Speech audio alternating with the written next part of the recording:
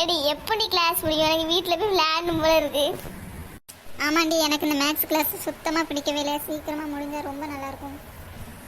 சரிடி, எப்படியோ ஸ்கூல் முடிஞ்சிட்டு வா, வீட்டுக்கு போவோம். சரி வா போகலாம். சோனி, இன்னைக்கு ஸ்கூலில் நிறைய ஹோம்ஒர்க் கொடுத்துருக்காங்கடி.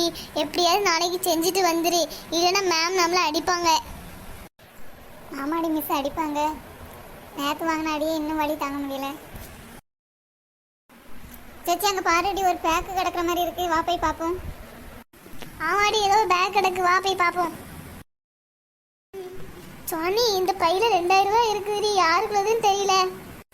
சேச்சி, யாருக்கும் தெரியாமல் அந்த காசை எடுத்துகிட்டு போய் கடையில் ஐஸ்கிரீம் சாக்லேட் எல்லாம் வாங்கி சாப்பிடலாமா?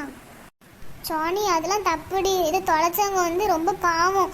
அவங்கள்ட்ட இதை கொடுத்துட்டு தான் நம்ம வீட்டுக்கு போகணும். அங்கே பாரு சேச்சி, ஒரு தாத்தா எதையோ தேடி கொண்டு இருக்க மாதிரி இருக்கு. வா போய் கேட்போம். தாத்தா, நீங்க என்னதை தேடிட்டு இருக்கீங்க? இல்ல பிள்ளைங்களா, என்னோட பணப்பையை நான் தொலைச்சிட்டேன். அதுதான் ரொம்ப நேரமா தேடிட்டு இருக்கேன். தாத்தா, இந்த பை உங்களுடைய பையா?